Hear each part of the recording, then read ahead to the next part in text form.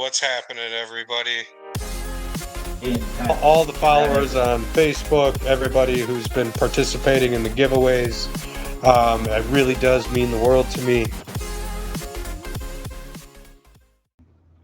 With the amount of products available today, there's all sorts of hybrids out there of sativas and indicas and this and that. And we just wanted to know or I just wanted to ask you, what's your preference when it comes to just straight sativa or straight indica? Which one do you prefer and why?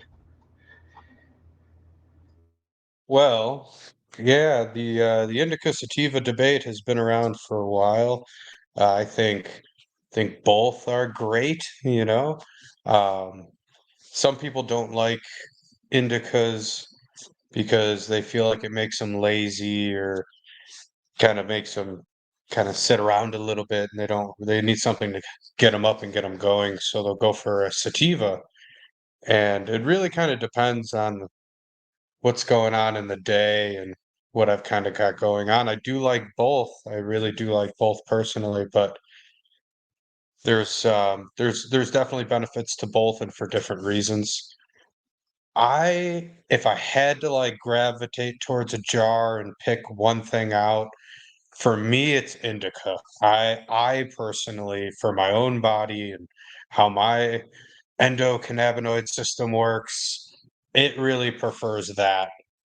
I actually can get some kind of racy effects when I do too many sativas, and I kind of get a little bit of like a heart palpitation or not the best feeling or a little bit of anxiety or something like that. That kind of hits me a little funny personally.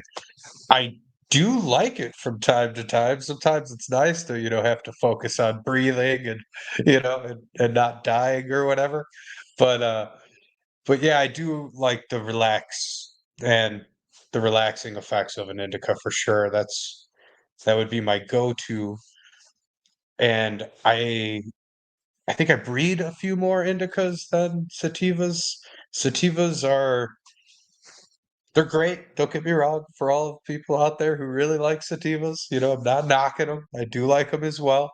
They just don't completely agree with my body, but they take a lot longer to grow, so they're not always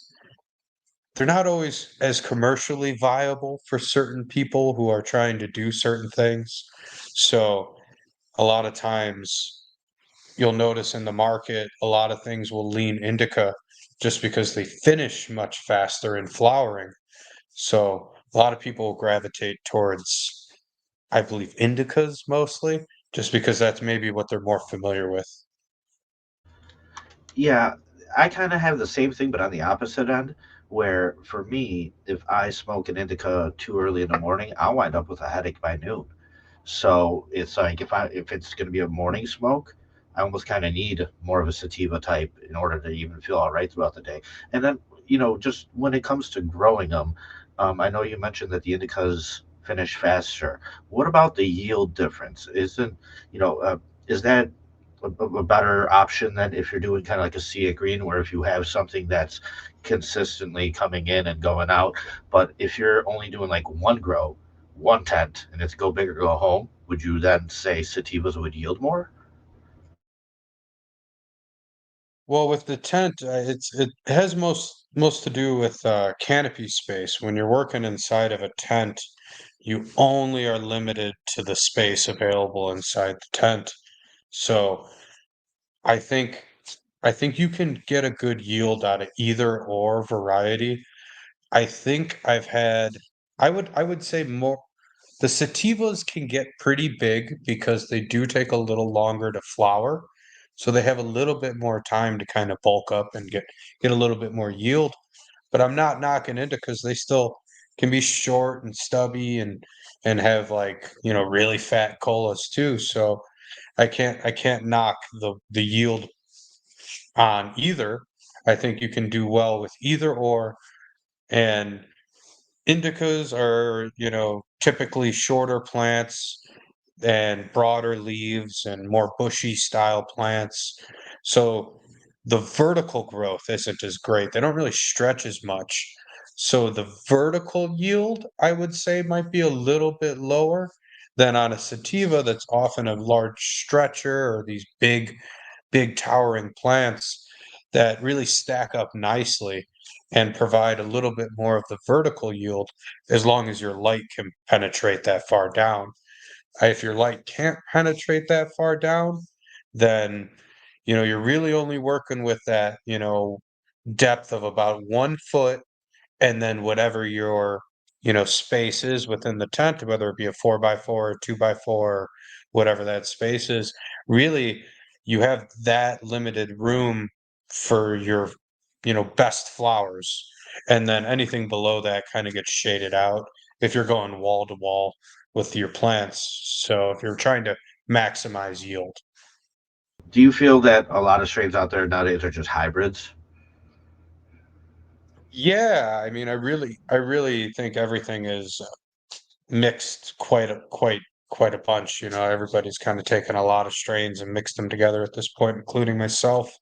And yeah, there's a lot of poly hybrids, and that's generally what I'm creating is these poly hybrids is just really mixes of mixes of mixes. So it's the genetics are definitely um, there's more variables going on in there.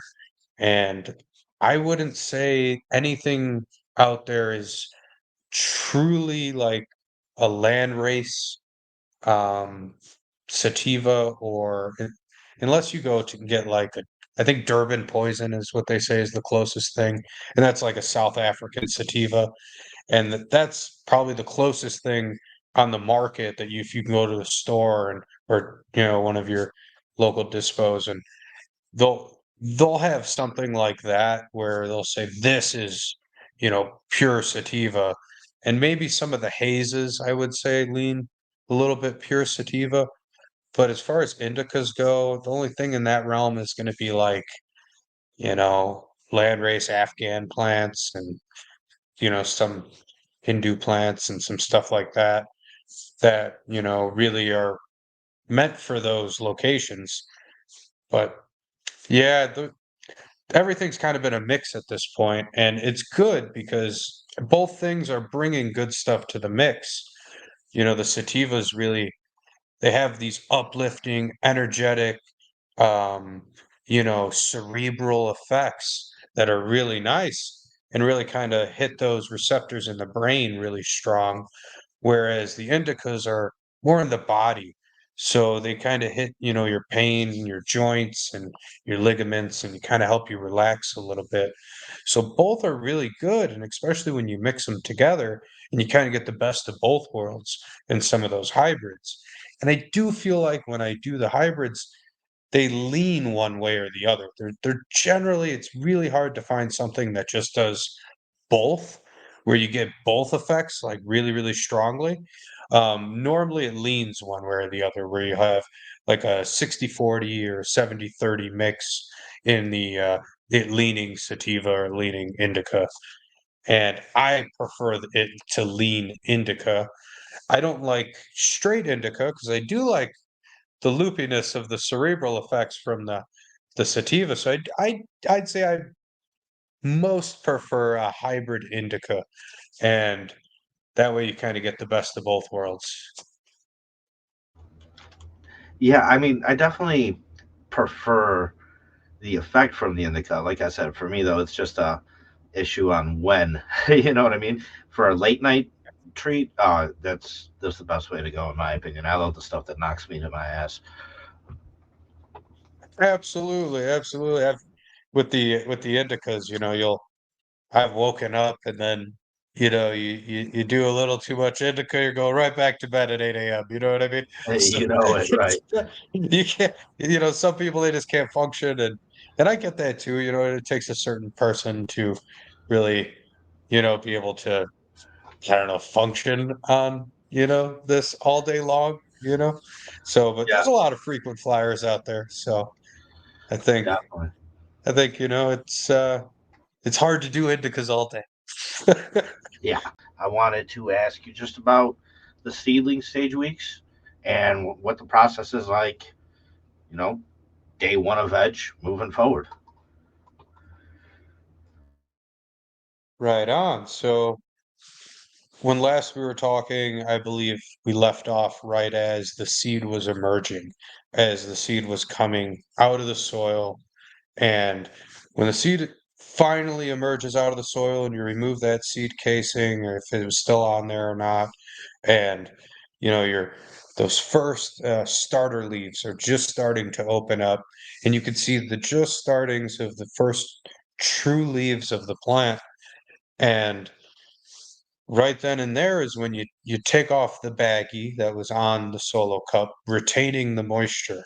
Now you begin the wet to dry cycle of having the soil dry out, and then you rehydrate it, and then dry out and rehydrate it, because you can't always have it wet. If it's always wet, the roots won't have oxygen and they'll actually drought. So you want to make sure that you're allowing it to properly dry out. And the main issue with beginner growers, especially when they're just getting going, is overwatering, because everybody's so excited. You're starting this new thing and it's awesome. And you're like, oh, how much water do I give it? Look, needs more water to grow, needs more water to grow. And they end up dumping the water in. They'll just dump it in there, right? And the cup Yeah, will be just I've been dripping there. out the bottom, completely I've done it. saturated. I've done it. I'm guilty. I'm guilty. It happens. It happened to me. It happens to everybody. There's definitely a learning curve when it comes to watering. And the best way to do it is to do a full saturation, and then feel the weight of whatever container you're using. And then you can kind of tell as it dries out how much weight it's losing. And then when you notice it's dry, you feel the weight of it then, and you say, okay, when it's this weight, that's when I need to add water, and not beforehand. Because if you keep adding it, sometimes you can get algae growth on the top. You can get, fungus gnat problems because the soil's too wet, root rot, dampening off right away. Your seedling can just die if the soil's too wet. So there's a lot of issues with the overwatering right in the beginning. So to fix it, to combat it, right, the best way is for the very first week, as soon as take that bag off and you allow it to dry out for the first time. And you're not just gonna, I mean, it's probably day 2 or 3 at this point, and you're not just gonna wanna dump a bunch of water in there. You'll get a spray bottle, and the spray bottle only allows so much water to come out. And if you use the spray bottle, it'll kinda trick you a little bit, because if the cup's drying out, you can't really see all the way down inside of the cup, but you can see the surface of the soil. So when you're spraying it, you'll kind of trick yourself a little bit and think that it's fully saturated. But with the spray bottle, the water really doesn't come out too quickly. So it doesn't actually seep that far down and doesn't have like a full saturation, right? Because for the first week, that little taproot isn't throughout all of that soil. So there's no reason to have everything be wet. Do you want any chemicals in that water, or are you just using plain water? Great question. So for the first week, it is just straight water. There's no real reason to add any nutrients yet. All of the energy the seedling uses for the first week or so is stored inside of the seed itself, and it doesn't need anything. That's why you can sprout seeds in inert mediums like root riot cubes and all kinds of other stuff, and they'll sprout, and they didn't need any nutrients to sprout. And usually in the reused soil, or the lightly amended soil, or whatever you're using to start them in the seedling soil, usually comes with a little bit of nutrients in there, just enough to get them going, nothing too crazy. And a solo cup's worth of soil definitely has enough to get them going. And for the first week, I just used plain RO water through a spray bottle. And then after the first week is done, I'll start to slowly add in CalMag. I use about quarter strength to begin with, and full strength is about 5 milliliters per gallon. And it's all recommended on the back of the Botanicare CalMag and all that. You can follow along that, all the recommendations for how much to use. But I only use a quarter strength, and then I'll put a little bit of recharge in there as well to keep that microbiology working inside of that, even in the solo cup, because there are things in there that still need to be broken down and made plant available. So if you put some biology in there, and that recharge has a bit of sugars and fulvic acid and humic acid, and some things that are really kind of supercharged and jumpstart your plant a little bit. So in week 2, you can start adding a little bit, no problem. By then, it should start to have had established a little bit of a root system throughout that solo cup. And then week 2, you're starting to add a little bit, a little bit. Week 3 hits, you're still in the solo cup. Now you could potentially transplant at week 2, depending on how your environment went, depending on how the plants were taking nutrients, how the wet to dry cycle was going. If your plants are crushing it and you already see roots poking out the bottom of the solo cup, and you have the clear one in there so you can kind of separate it out and take a look at the roots directly. And if it's looking like there's a lot of roots and you're feeling comfortable transplanting, you can go ahead and transplant. But I usually like to push them at least another week to week 3. And by then, in week 3, the spray bottle's gone and you're starting to kind of dump in water, like pour it in a little bit. Sometimes early on, before week 3, um, during like that week 1 process, you get these plants that just stretch. They just kind of go up and up, and then they can't support their weight and they fall down. What do you recommend doing if you come across a situation like that? Do you put a popsicle stick in there to let it lean on? Do you add more soil? What do you try and do?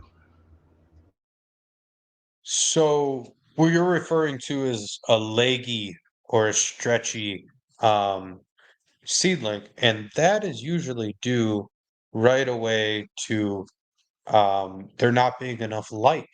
So the seedling will be stretching towards the light, and that's why it begins to kind of stretch, and it's searching for that light. And they kind of do this weird dance. If you ever look at a time lapse of a seedling sprouting, it kind of does this dance. It like wobbles back and forth because it's always kind of it's figuring its life out. It's finding a way to take in that light, and it's searching for it. So if you give it a proper amount of light, and proper amount is somewhere, so light's a whole nother thing. Light's PPFD and PAR and all kinds of things in that realm. And it's hard to say with seedlings, they don't need very much. They only need, like 100 to 200 par. You're not really cranking them up just yet. They're very low lighting to just get them going, but you also don't want them to stretch. And if they do stretch, it's not the end of the world, because when you go to transplant them out of the solo cup, you can kind of fill the soil up a little bit on that stem if it did stretch a little bit. But if say they did stretch, say your lighting wasn't good enough, or for some reason one was on the outside of your thing, and or on the outside of the tent instead of in the middle, and the light was strongest in the middle, and the ones on the outside seem to be stretching a little bit. What you can do is you can also put a fan on them. The fan will help strengthen the stem. It'll provide the first set of training wheels on the plant in order to start strengthening it, because it's got to fight the wind. And it is very important to start putting that on them. I mean, I guess I kind of have the fan on them right away from the beginning as soon as the bag comes off, but it's not directly pointed at them. It's kind of just circulating the air in the room. But yeah, absolutely. If you start to see them stretch, increase light intensity, put a fan on them to kind of get them to strengthen that stem up. and it's not the end of the world. It's definitely not the end of the world. So, But so at the end of week one, what should the plant look like?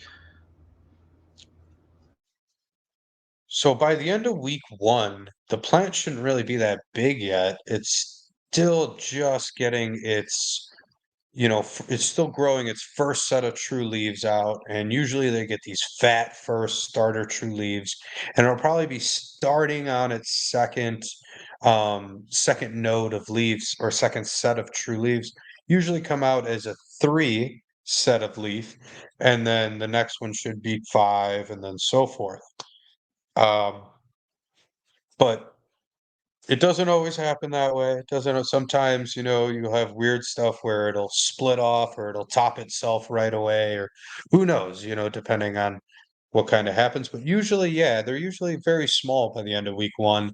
And by the end of week two, they're just starting to probably get their third set of leaves, maybe working on their fourth set. And then by the end of week three, that fourth set should be coming in, and you should be just about ready to move on to the next container and get them a bigger set of shoes to continue to grow that root mass, because you don't want that root mass getting root bound. And that can cause issues with, the plant having certain stresses early on, and it's kind of hindering or stunting growth. So you always want to make sure those roots have somewhere to go and something to grow into, and that'll keep your plant cruising at a really good speed and won't have any hiccups along the road. You mentioned the plant naturally topping, maybe just alone. So just on that subject, if we could kind of dive into topping a little bit more, is this the right time frame to look into topping your plant, or is this still too early? So for some people, it all depends on what node you're on. But for me, topping is coming very soon. But in these first 3 weeks as a seedling, when they're in the solo cup, I mean, I've seen people do solo cup challenges where they grow the whole plant in a solo cup. And I mean, you could start topping it early on and or whatever, depending on how large you want to get the plant. But for what I do, I try to not put that much stress on them multiple times. If I'm gonna do a topping on a very small plant, I'm gonna wanna do it when I go to transplant. So we'll talk about that more on the next one for sure. Gotcha. So your true first obstacle here is definitely the transplant. It's weeks 1 to 3 are all about just letting the plant get strong enough and to be able to handle that process, right? Yeah, weeks 1 through 3 is really about the plant starting and kind of nurturing the little baby seedling to, be get it a root structure, get it a good base in order for when you do go to transplant it, you want to make sure it does have a solid amount of roots. Because if you transplant it too soon and you go to take it out of the cup and all the soil falls apart on you, and now you have exposed roots and it's just a mess. Maybe some roots ripped with the soil when it fell apart. That's really going to stress out the plant. So you definitely want that clear cup in there to be able to kind of check on them to see and make sure that those roots are ready for transplant. And the way you can kind of get your first idea is you'll start to see them poking out the bottom of the cup.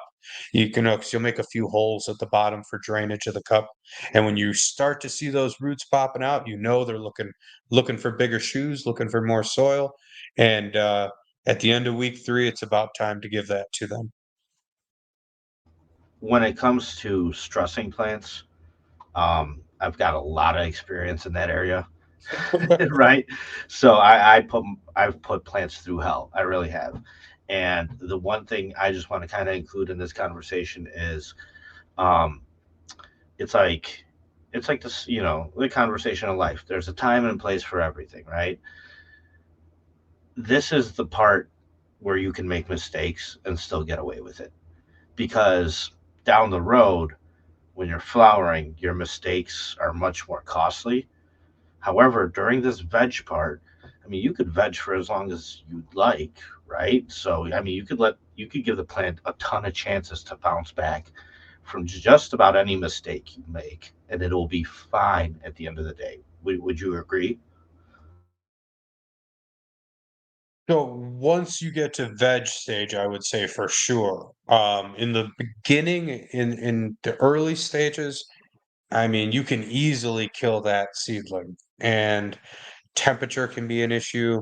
I didn't even go over temperature. Temperature, it should be warm. They like it warm when they're just getting going, around like 80 degrees, maybe 85 if you're pushing it up there. No real reason to go hotter than that, to be honest. 82 is probably ideal. And then you're going to want lots of humidity. You're going to want like 65, 70% humidity, something to keep it warm and moist for that seedling that needs that environment to really get going and feel comfortable. And it really can't take a very harsh environment. I mean, it is you know it they can grow anywhere, you know what I mean? So it doesn't need the most ideal conditions always, but you the goal is to try to go as quickly as possible, and is to try to push the plant. And you can grow it with just water too, but if you set up the environment perfectly and you're hitting all your marks, you're gonna see it and you're gonna notice the growth for sure. So, in these first And 3 weeks, I'm sorry, go ahead. no, no, no, no, no. Go ahead. Go ahead. So in these first 3 weeks, when you're letting the plant grow, um, those two starter leaves they always die. So people shouldn't be freak out when those first two leaves start going brown and die. They always die. Um, However, when it comes to the rest of the leaves, should you have any discoloration in your leaves by week 3? Like, should there be any yellowing? If there is, what's that a sign of? Is that too early on for those type of things? And what about like defoliation? Because those initial leaves they can get pretty big, especially you mentioned you like to grow indicas. Man, they get huge, right? So do you want to take those off to let the foliage underneath it receive more sunlight, or what do you do with all that? So in the first 3 weeks as a seedling, they're not really gonna have a ton of foliage to remove. And even those starter leaves should still totally be intact, and they should still be green and still be fine. Those don't really yellow off and fall off until later. And it's I've I've taken them off in week 1 or 2 of flower, and way down the line, and depending on how quick you're going or the size of the plant, and they will yellow off eventually, and they'll have this like almost like clear kind of skin when you go to peel them off later. That's kind of weird, but yeah, they'll fall off way eventually. But in the first 3 weeks, they'll definitely still be there. There won't really be much stuff to remove just yet. You really don't want to damage or remove any leaves because the leaves are what is taking in the the light is the easiest way to say it, and the light is what drives the photosynthesis of the plant, and it's taking it in through those leaves, so you don't really want to remove anything just yet because there's really no reason to defoliate, and there shouldn't be large branches of anything yet, or you know even the ones on the very bottom aren't you know ready to be removed yet. They're not covering anything yet. You shouldn't really have any branching happening just yet. You should only be on maybe the third node in the solo cup, maybe fourth node. By the time it's ready to come out of there within those first 3 weeks in soil. You might be you might be thinking it's moving a little quicker because you run in hydro and you can get a plant pretty big in 3 weeks in hydro. Oh yeah, I'm thinking about the plants that I've had, especially by week 4. Some of them have been pretty big. So yeah, I'm trying to, another reason why I'm asking these questions though is because per conversations I've had with some first time growers and whatnot, they're excited. People get excited, right? So they sit there, they do all this research, and they have all these questions. And I think it's important for people to realize that all that stuff comes into play. There is a lot of work to do. However, in this moment in time, kind of being hands off a little bit is the best approach to take, and just making sure that the conditions are correct. And so, I'm just asking these questions just to kind of reassure that, that what matters more is that the temperature is right. What matters more is that the humidity is right, rather than, topping them at this point or whatever and this and that. So, Absolutely. People definitely get excited. They start doing all kinds of research on plant training, and they're like, "Oh, I'm gonna train my plant out all crazy," and yeah, you know, I'm I that was going to be my next question to you. Like, same thing with like LST and plant training. Like, it's still too early for all that in weeks 1 to 3. it shouldn't you shouldn't be focused on, trying to bend the plant over at that stage because in in soil things move a little slower, especially with container size. Um, when you're in hydro and you're in a DWC bucket or whatever, and they're getting straight oxygen and nutrients right to the root zone, and they blow up. Veg speed in hydro compared to soil is very big differences, and you can completely do a whole veg and very quickly. In hydro, the plant just gets so big so quickly. So there are huge benefits to it, don't get me wrong. But when you're working with just a solo cup's worth of root space, and especially early on, and all they really have to eat is what's in that solo cup, it's easy to it's easy to fluctuate. There's not a very large buffer, for the plant. So that's why I say go easy in the beginning, just do straight water for that first week, then do like, half strength or quarter strength newts for the second week. And then by the time you get into third week, you could crank it up to probably like half strength, because by then they'll probably have been eaten through most of what's been available as far as nutrients within the solo cup itself. And I'll definitely probably be looking for more nutrients. And the CalMag actually has a bit of nitrogen in it, and I find that CalMag can keep a plant going with just the CalMag. Like, it's almost ridiculous. Like, I'm sure they're eating the stuff in the soil and there's nutrients available.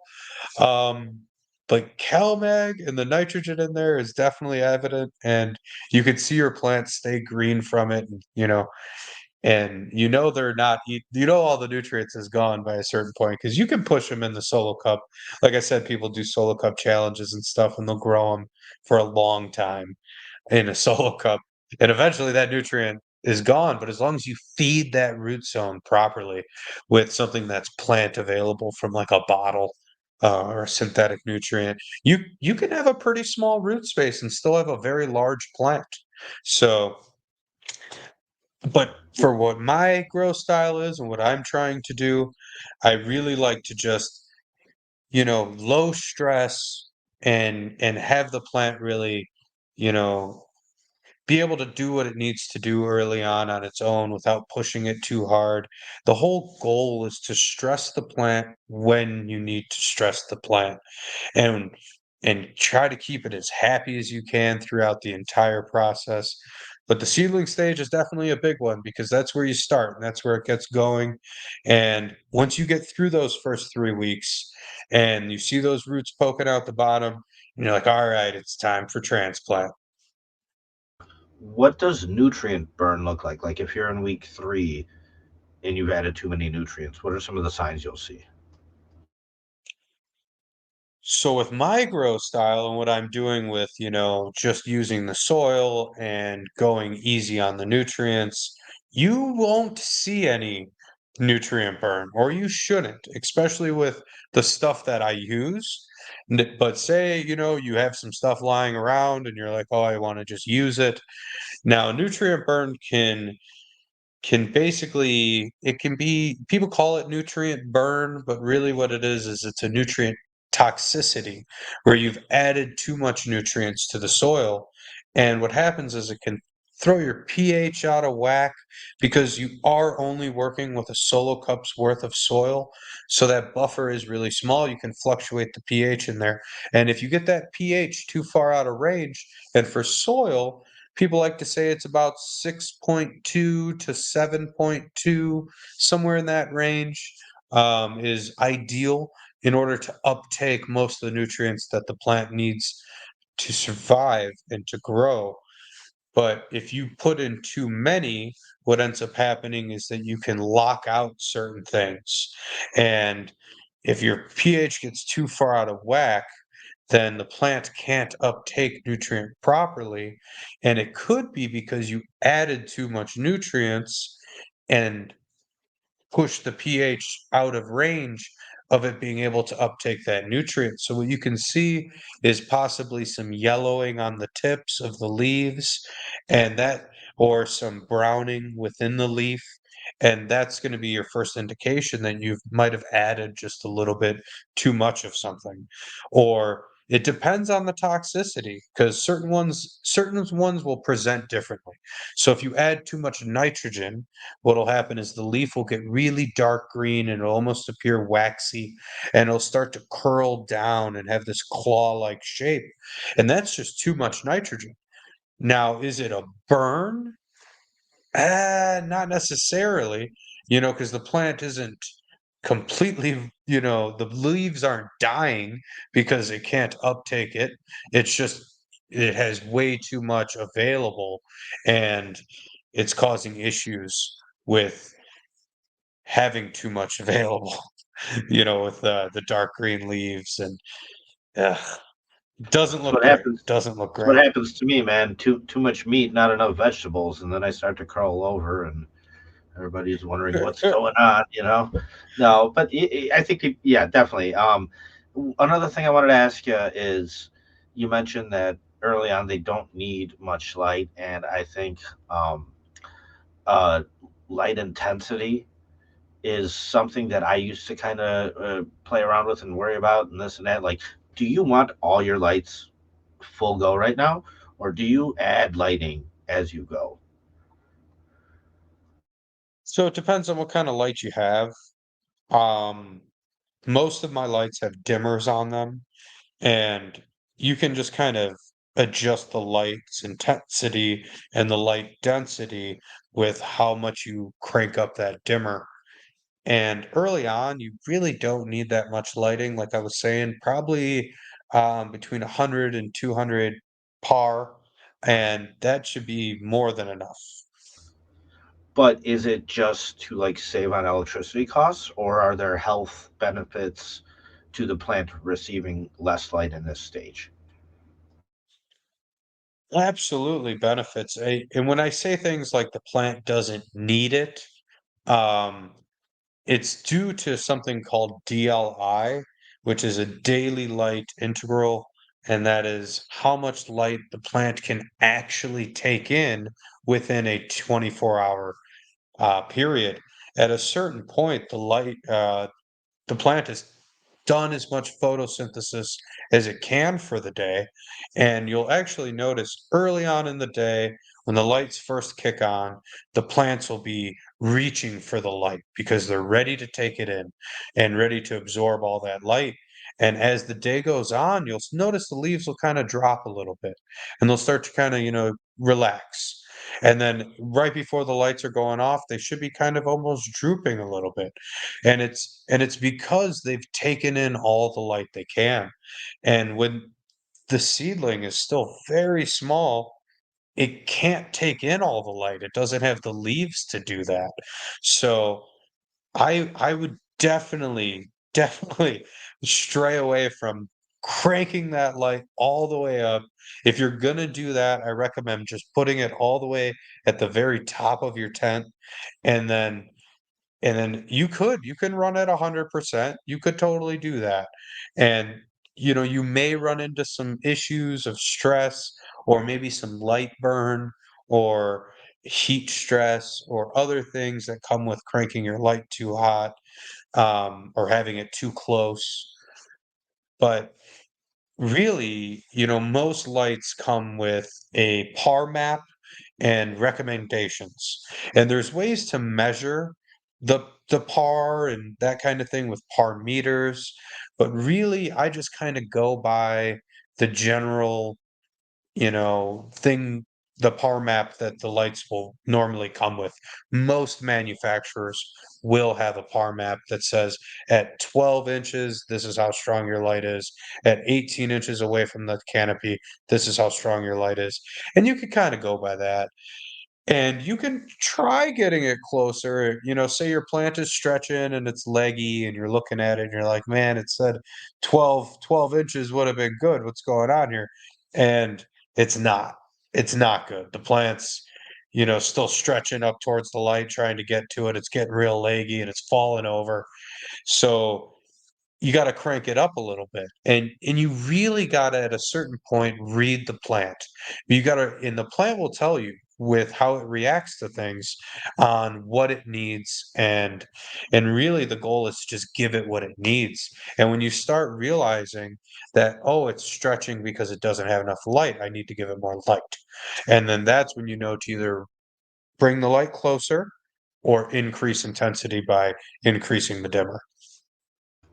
It's kind of funny because when we're talking about all this, and I'm just kind of reminiscing on going through the process myself, um, this is truly, I think, the first motivation for most growers to get a second tent.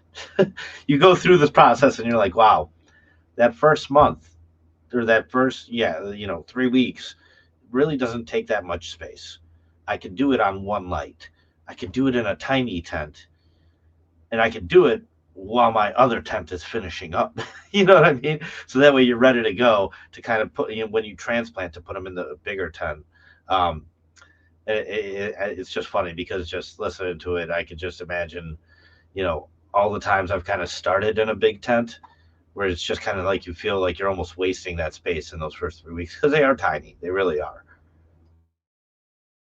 Absolutely. You're gonna run through so many instances where you're like, man, this first 3 weeks, it's 3 weeks, but it does take a while before they really start getting going. And like you said, you don't need much. And a second tent, yeah, it's definitely necessary to keep it perpetual. And there is a certain time you're going to want to start the next round, or if you're doing clones to keep things perpetual, there's definitely something to that, I would say, down the line. Um, but yeah, perpetual and having another growth space, very important. And yeah, you don't need much. You don't need much to get them going. Like you don't even need a space. You could just have a light in the corner of the room and just, put it on a timer. And they don't need a lot of airflow at that point because, they don't have a bunch of leaves on top of each other. Canopy's not super dense yet. So you can just people start them in the window. They'll just put them in a window and start them like that. Especially if you have a good south facing window and the sun goes across the sky, east to west, and you got a really good view of the sun. You could totally start them in the window. Yeah, I definitely know a guy who grew outdoor plant as big as his garage, and that thing started in a shot glass in the garage window. So, 100%. Yeah, yeah, you don't need much. You don't need much. Um, And and yeah, I have noticed sometimes some extra lighting will help early on with that. If they do start stretching, if you are starting them in the window and maybe you don't have that south facing window, you might need to add a little bit of supplemental lighting to keep them from stretching because the sun might not be enough. They might get a little leggy, but they'll still grow. They'll still grow. And they'll still get roots and they'll still be ready for transplant at week 3. So um, yeah, it's good to have an extra space. So, any other closing thoughts on weeks 1 through 3?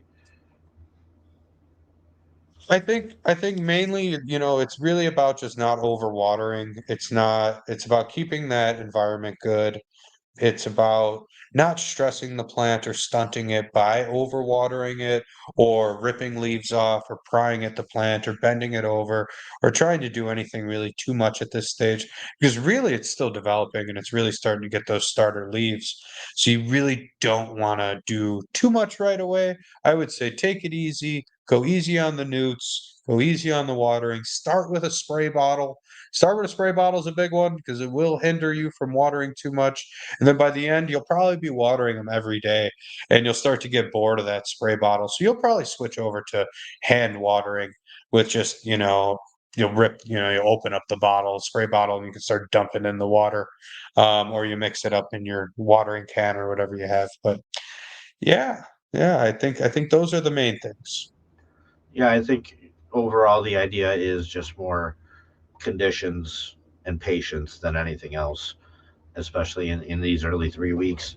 There's a lot of stuff that we're going to talk about moving forward when it comes to stressing the plant, like we mentioned topping, LST. I mean, there's all sorts of stuff, right? Defoliation. But in these early weeks, it's truly just about the foundation of that plant getting strong so that it can handle all those stress techniques moving forward. The root mass is so important. You're definitely going to want to make sure that that is good before you transplant. Don't rush it. I would say take your time and it'll happen. It'll happen. And if you are struggling and there are issues early on and you're only using what I said to use, the CalMag, the recharge, and whatever starting soil you choose, and you are running into issues, um, like I said, always reach out. I'm always here to answer questions. So, yeah. And they reach out to you on where? They could reach out on the Facebook groups, go ahead and shoot me a DM. I'm on Facebook, guys, Intense Genetics, and I'll be happy to help. And the group is Intense Genetics Growers Community. Yes, on Facebook. Perfect. All right, man. Or you can Yeah. DM my profile directly. So, strain review. Today, want to talk to you about the mountain apple. I personally know nothing about this strain, so let me, fill me in. What is it? Indica, sativa. What's the effect like, and how's growing it? Have you grown it at all? What's going on with the mountain apple? Man, the mountain apple's so good. I'll tell you, the terps on the mountain apple were incredibly loud. Just like you'd open that jar and the whole room would know about it. You know what I mean? And it was both both phenotypes that I ran of it. I bred with it first, and then I ended up running it afterwards. I ran it out just to make sure which one I liked better. And that's the one I'm actually growing right now in the group. Um, and that's the number 4. The number 4 was really nice. It had a beautiful black to gold leaf fade and man, super, super stinky. It's just this crazy like funk, this rancid funk. So a little bit of backstory on it.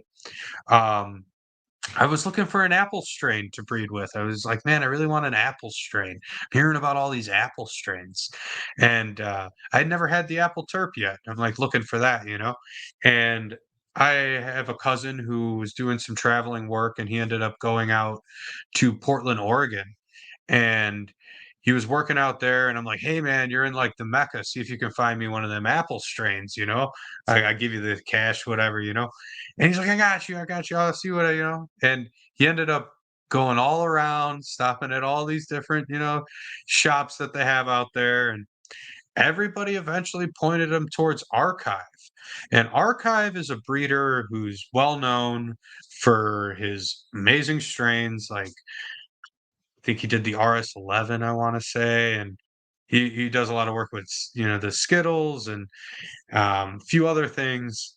And he's really about preserving the old school kind of genetics, the stuff that really has made a lot of the strains that are available now. And one of the ones he's held for such a long time is this Pacific Northwest dog shit clone that he's been, I guess, running for like 20 years, is what it says on the website. after I went and looked up some info about it. But yeah, he was out there and he went to archive and they told him, if he's looking for an apple strain, this one's up my alley. And anyway, so he brought it back and I popped it and I was just gonna put it in season 3 as like the females or whatever. I wasn't really looking for a male really of it, to be honest. And I ended up using the male because I was actually gonna use like a banana burger mousse, but wasn't like a super big fan of the pheno, and nothing was really like standing out. And I was looking at all the males, and the mountain apple, I went to go do like a slight defoliation because when you defoliate, you can really kind of get a good smell for it. You start rubbing your fingers on the stems and the leaves, and that's where you get your first real good smell of the plant.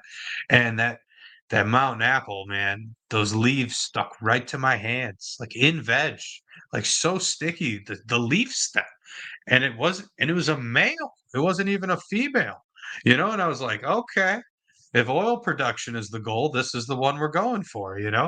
And was super impressed with the smell on it. It had this crazy kind of funky smell to it, and very unique. And I was like, okay, I'm definitely going to use this.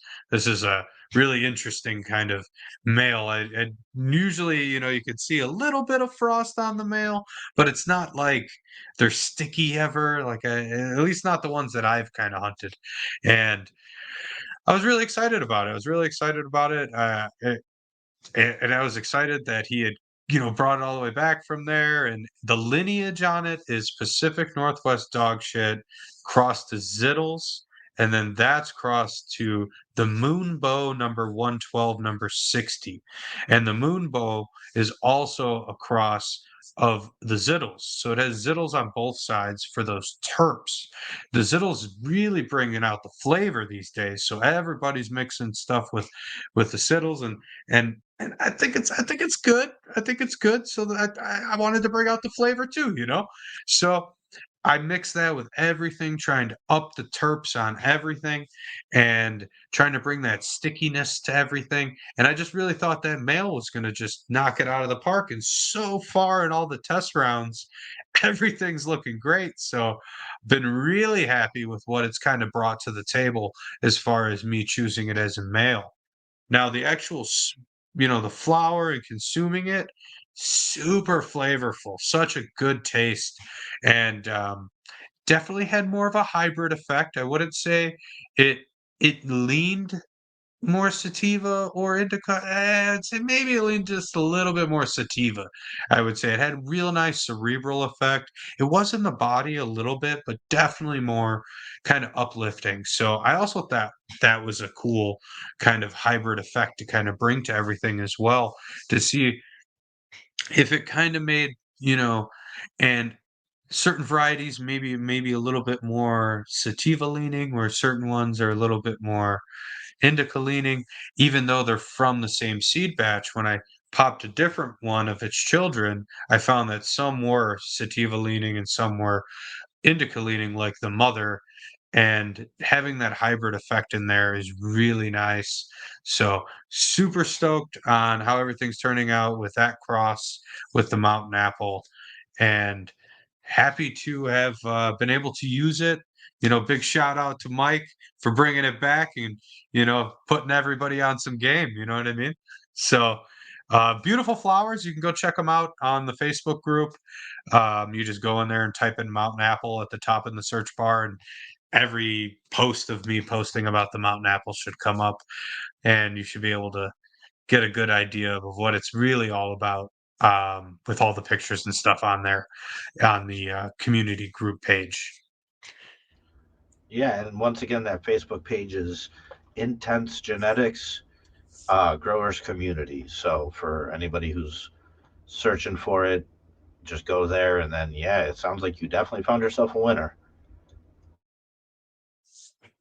Yeah, and it was both phenos. It wasn't even just the one that I bred with, and I'm really the reason I liked that one better is because it was a great producer and had a really nice tight flower structure, really greasy, and its flavor really stuck on it. So when you consumed it, it was really good in its flower form, and that's kind of what I like. I prefer the flower, and and that's what I like to indulge with, and I felt that that was like, when you finished all the mothers, I was very happy when I finished all the mothers in season 3 after I did the clone round. I was actually able to get like a really good flavor for each of the ones I bred with Sensimelia, where it has no seeds in it, and see the real potential of each of the strains. And those were definitely standouts. Opening the jars and everybody right away, whoa, like, from the smell. I didn't really get the apple terps I think I was after from that strain. I don't think it brought a lot of apple terps with it. I think it really leaned into that dog shit because it has this funky, gassy kind of like really unique kind of smell, but it's not your typical gassy, rocket fuely kind of smell. It's or diesely smell. It's really a unique kind of funk. And yeah, it really brings a really cool, really cool stuff to the mixes and the crosses. Everything so far has been really tasty. So I can't argue with what it's bringing to the table. Yeah, definitely back in the day when I grew a plant that had a strong scent like that. I remember going to a poker game, and I took one of the big nugs and I just put it in a jar. And when I was at the poker game, I just undid the jar, and I was hoping to maybe make a couple connections here.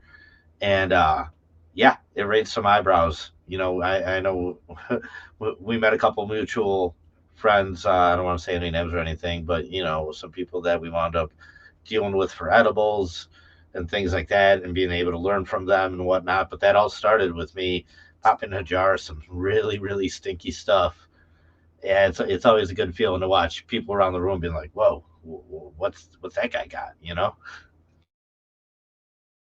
Oh yeah, you see the eyebrows start peeking up, and and everybody's like, "Whoa, who's got that? What's going on?" And it's always a good feeling because especially if you did it yourself, and you're bringing something like that to the table, it's a really good feeling to have people, you know, perk those eyes up, and they're excited about something you have, and you should be excited too, man. Like if you're making eyebrows go, it's like, okay, turning heads a little bit. They could smell it, they could smell it for sure. It's nice when it's loud like that. Okay, so once again, that strain is Mountain Apple, and for anybody who has any of the season 3 stuff, that's what that was crossed with, correct? Yeah, that was the stud male that I chose to hit all of the females of season 3, including the Mountain Apple females as well. And I'm working on actually growing the F2 and testing it right now. I have 3 females, so I'll get a really good idea of the phenotypes that it's gonna be showcasing. So yeah. Cool, man. And once again, the Facebook group is Intense Genetics Growers Community. Anybody has any questions or anything like that, just go on there, join the group and ask away, or even just direct message Intense. So thanks for your time, everybody, and thanks for your time, Intense. Appreciate it. Yeah, I appreciate you too, man. I appreciate everybody who's listening, and smash the subscribe button, smash the like button, and there are definitely more episodes and strain views to come. What's happening, everybody? All the followers on Facebook, everybody who's been participating in the giveaways, it really does mean the world to me.